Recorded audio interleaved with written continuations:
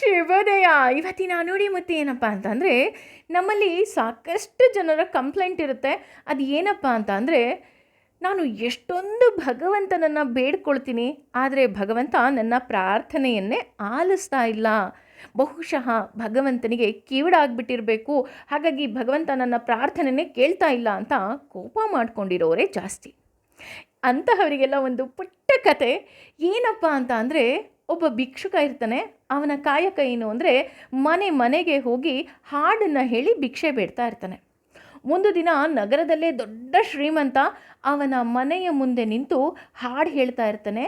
ಆ ಮನೆ ಒಡತಿ ಏನು ಮಾಡ್ತಾ ಇರ್ತಾಳೆ, ಚಪಾತಿಯನ್ನು ಮಾಡ್ತಾ ಇರ್ತಾಳೆ. ಇರಪ್ಪ, ನಿನಗೋಸ್ಕರ ಚಪಾತಿ ಬೇಯಿಸ್ತಾ ಇದ್ದೀನಿ, ಬಿಸಿ ಬಿಸಿ ಚಪಾತಿ ತಂದ್ಕೊಡ್ತೀನಿ, ನೀನು ಹಾಡು ಹೇಳ್ತಾ ಇರು, ಬಂದೆ ಬಂದೆ ಅಂತ ಚಪಾತಿಯನ್ನು ಮಾಡ್ತಾ ಇರ್ತಾಳೆ. ಒಂದು ಹಾಡು ಮುಗಿಯುತ್ತೆ, ಎರಡನೇ ಹಾಡು ಶುರು ಮಾಡ್ತಾನೆ. ಬಂದೆ ಬಂದೆ ಬಂದೆ ಅಂತ ಹೇಳ್ತಾನೇ ಇರ್ತಾಳೆ ವಿನಃ ಹೋಗೋದೇ ಇಲ್ಲ. ಕೊನೆಗೆ ಹೀಗೆ ಒಂದು 4-5 ಹಾಡಾಗುತ್ತೆ.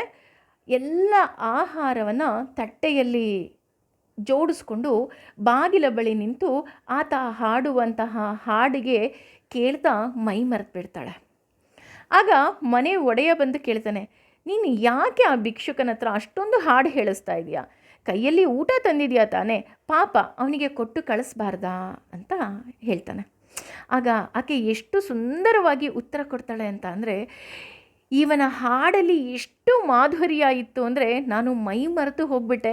ಹಾಗಾಗಿ ಎಲ್ಲಿ ಊಟ ಕೊಟ್ಟುಬಿಟ್ರೆ ಇವನ ಹಾಡು ನಿಂತು ಹೋಗುತ್ತೋ ಅಂತ ನಾನು ಕೊಟ್ಟಿಲ್ಲ ಅಷ್ಟೇ. ನಾನು ಇವನಿಗೆ ಭಿಕ್ಷೆಯನ್ನು ಹಾಕೋದಿಲ್ಲ, ಅದರ ಬದಲು ಅವನನ್ನು ಕೂರಿಸಿ ಅತಿಥಿ ಸತ್ಕಾರ ಮಾಡಿ ನಾನು ಭಕ್ಷ್ಯ ಭೋಜ್ಯಗಳನ್ನು ಬಡಿಸ್ತೀನಿ ಅಂತ ಹೇಳಿ ಅವನನ್ನು ಒಳಗಡೆ ಕರೆದು ಭಕ್ಷ್ಯ ಭೋಜ್ಯವನ್ನು ಬಡಿಸಿ ಹೊಟ್ಟೆ ತುಂಬ ಊಟ ಹಾಕಿ ತಾಂಬೂಲವನ್ನೂ ಸಹ ಕೊಟ್ಟು ಕಳಿಸ್ತಾಳಂತೆ. ಇದರ ಅರ್ಥ ಏನು ಅಂದರೆ, ಭಗವಂತ ನಿಮ್ಮ ಪ್ರಾರ್ಥನೆ ಕೇಳ್ತಿಲ್ಲ ಅಂದರೆ ಅರ್ಥ ನೀವು ತುಂಬ ಸುಂದರವಾಗಿ ಹಾಡು ಹೇಳ್ತಾ ಇದ್ದೀರಾ ಅಂತ. ಹಾಗಾಗಿ ಖಂಡಿತ ಭಗವಂತ ನಿಮಗೂ ಸಹ ಭಕ್ಷ್ಯ ಭೋಜ್ಯಗಳು ಅಂದರೆ ನಾವು ಏನೆಲ್ಲ ಬೇಡಿಕೆಗಳನ್ನು ಇಡ್ತಾ ಇದ್ದೀವೋ ಆ ಎಲ್ಲಕ್ಕೂ ಮೀರಿ ನಮಗೆ ಕೊಡ್ತಾನೆ.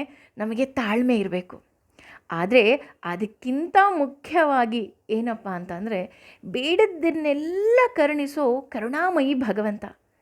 ನಾವು ಏನನ್ನು ಬೇಡದೇ ಇದ್ದರೆ ನಮಗೆ ಮಹಾಫಲವನ್ನು ಕೊಡ್ತಾನೆ. ಹಾಗಾಗಿ ನಿಮ್ಮ ಪೂಜೆಯಲ್ಲಿ ನಿಷ್ಕಾಮವಿರಲಿ, ಯಾವುದೇ ರೀತಿಯಾದಂತಹ ಆಸೆ ಆಕಾಂಕ್ಷೆಗಳಿಲ್ಲದೆ ಭಗವಂತ ನೀನೇ ಬೇಕು ಅಂತ ನಾವು ಶರಣಾದಾಗ ಭಗವಂತ ನಮಗೆ ಮಹಾಫಲವನ್ನು ಕೊಡ್ತಾನೆ. ಇದನ್ನು ಗಮನದಲ್ಲಿಟ್ಕೊಳ್ಳಿ, ಒಮ್ಮೆ ಯೋಚನೆ ಮಾಡಿ. Thank you.